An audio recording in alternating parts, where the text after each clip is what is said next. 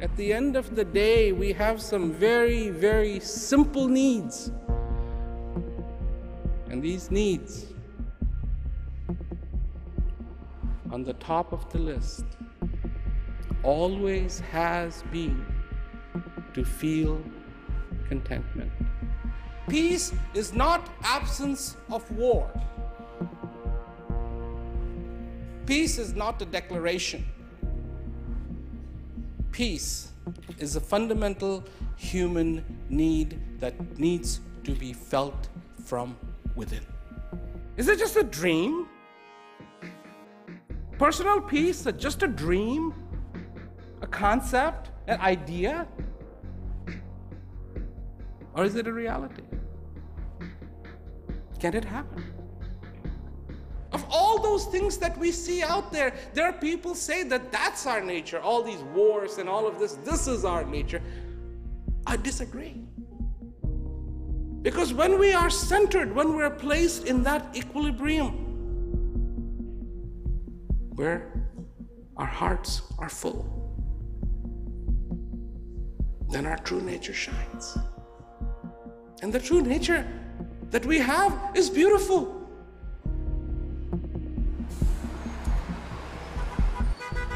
For more than 40 years, Prem Rawat, or Maraji as he is more commonly known, has dedicated his life to bringing a simple message of peace to people all around the world.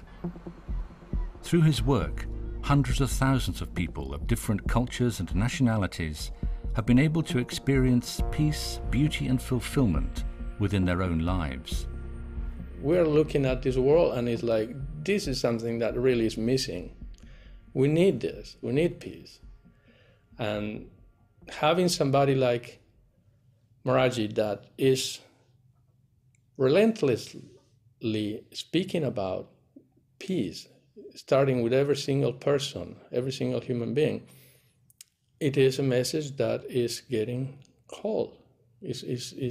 People are listening. It seems like some people in these forums, they're finally actually realizing that they can't do it on their own. You cannot just say, be happy and do this and be happy, make a rule for it.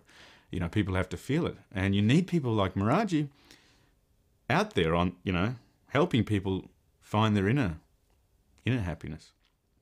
That really complements what everybody's doing on the outside. It's not the peace that we don't have war. It's finding peace inside and being in peace with myself. And then how can I not be in peace with you if I'm in peace with myself? So that's what I think that he's talking about. I want you to understand what it means for you to be alive. I want you to live this life consciously, not unconsciously. I want you to accept the goodness of every single day. I want you to squeeze the joy that is held in every single moment and have it for the rest of your life. I want to introduce you to a friend that is inside of you, which will ensure that you will never be lonely for the rest of your life. I bring too much good news for people to accept. I say to people, I have good news for you. You are alive. And people look at me like, what? You dragged us out here just to tell us that? But my friends, there is no better news. There isn't. There isn't. There isn't. And never will be. Not for you. Not for you. You are unique. There will never, ever be another one like you. Ever. Ever, ever, ever, ever, ever. And that's why it's important. Not for me, but for you. It is important for you that this face of yours wears the miracle of kindness, of joy, of gratitude, of understanding. Is that your truth? I don't know. You figure it out. But let me ask you one simple question. When you're figuring it out, listen to what your heart has to say. Because in this heart is the thirst for reality. In this heart is the thirst for that kindness. In this heart is the thirst to understand and recognize that miracle. In this heart is the thirst to feel that gratitude. Listening to him, he made me aware of a part of me that I don't think that I had addressed or been in touch with maybe since my childhood. And he made me feel a simplicity and like feelings that I could remember feeling when I was like 10 or 12, playing outside on my own. It was really, really strange. So it was almost like my heart was this thing that had been almost, I mean, it's horrible to say, but like packed down in a box and put in the attic or, you know, for some years. And he was this wonderful person coming along saying, by the way, remember that box you packed away a few years ago? The joy that I was feeling was actually emanating from my heart, and I couldn't put my finger on it. I mean, where's your heart? Tick, tick, tick. Yeah, okay. But where was this feeling coming from? And it was coming from somewhere inside of me. And I mean, to me, that was a powerful realization, very life-changing, because then I realized, well, this is why I'm investing so much time in listening to this message and listening to this man, because he's touching that part of me that the ancient philosophers and poets have all talked about, the heart, and it's real. And it was like, here I am, maybe 1999, sitting outside my house in suburban Brisbane, and I'm feeling it. And it was like, wow, this is amazing. I mean, this is real. It was so real. A human being without peace is not complete. In an average year, Prem Rawat will speak at over 100 different meetings and events all around the world. In the 4 decades that he has been engaged in his work, it is estimated that he has addressed over 12 million people. The world will tell you this is what the world needs, this is what the world needs. More recently, through the Words of Peace global TV program, his talks have become regularly available on television in over 40 different countries. Now, in any one week, his message can be reaching up to 10 million people. Within a 3-month period where I watched videos consistently, I felt like I began to know more about myself than I ever had in any time in my life. And I felt like I was discovering things about me that I never knew was there. Each time I listened, I had a slightly new perspective on what he was saying. Each time I approached his message again, I felt something in me shift a little bit. It is so important for me to listen to what he's saying because it's a reminder constantly about that opportunity that I have every day. Prem Rawat's concern for the well-being of people around the world extends beyond the promotion of inner peace.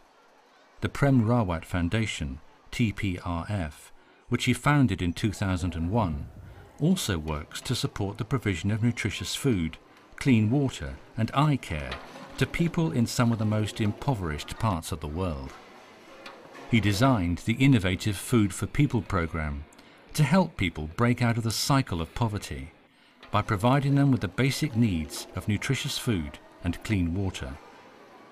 He noticed that, particularly in this rural area, in the Bantoli village area, that the children, although they were happy and seemed okay, they just seemed really thin, really malnourished. And he decided to start a facility there, which he called Food for People. This project was done in collaboration with the village elders, and the people of Bantoli looked at it as their project. So they were very happy to be part of it. It was really heartwarming to see that these children could now come back and continue their education. Food for People programs are now being implemented in India, Nepal and West Africa. In its work, the Foundation partners with local and international organizations to ensure that aid is provided directly and efficiently. It works closely with local communities and places a strong emphasis on not interfering with cultures and religions and respecting each individual as a human being. As well as its ongoing programs, the Foundation is also involved in disaster relief work around the world. Working in partnership with organisations like Action Aid, Oxfam, World Food Programme and Water Aid, TPRF works to ensure that aid is delivered efficiently and effectively to those who need it the most. Over the years, Prem Rawat has received widespread recognition for his work.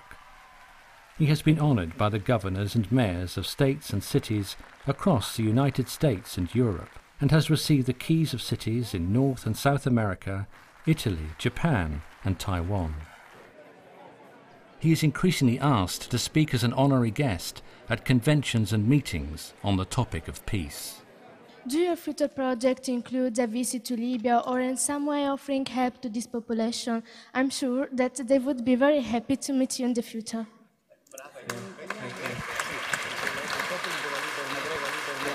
I really feel that that's very heartfelt.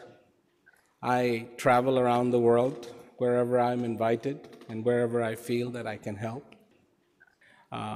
So I would be very honored someday to be invited to Libya and to go there and to talk to the citizens of Libya. That would be wonderful. Because fundamentally, my message does not reach into the realms of religion or philosophies or cultures. It reaches for the heart of every human being. I'm deeply, deeply thankful for him bringing peace and happiness into my life and unpacking that box where I had put my heart aside a bit, you know, and made me see that I can have it all, that I can listen to my heart. I can have this beautiful, beautiful feeling of being alive in my life, and I can do all the other things that I do in life, and there's no conflict. He's never asked me to choose anything. He's never actually asked me to do anything. He's just made himself and his wisdom available to me, and I'll be forever thankful for that. It's just so simple. It's a real experience that exists inside of me, and I can get in touch with it and enjoy it. And he is the one who is facilitating, really facilitating this for me. I could have never ever, in my wildest dream, come even close to finding this out by myself. I cannot tell you what peace is. Does that mean I haven't felt peace? I have felt peace. And I feel peace every day. But I can't tell you what it feels like.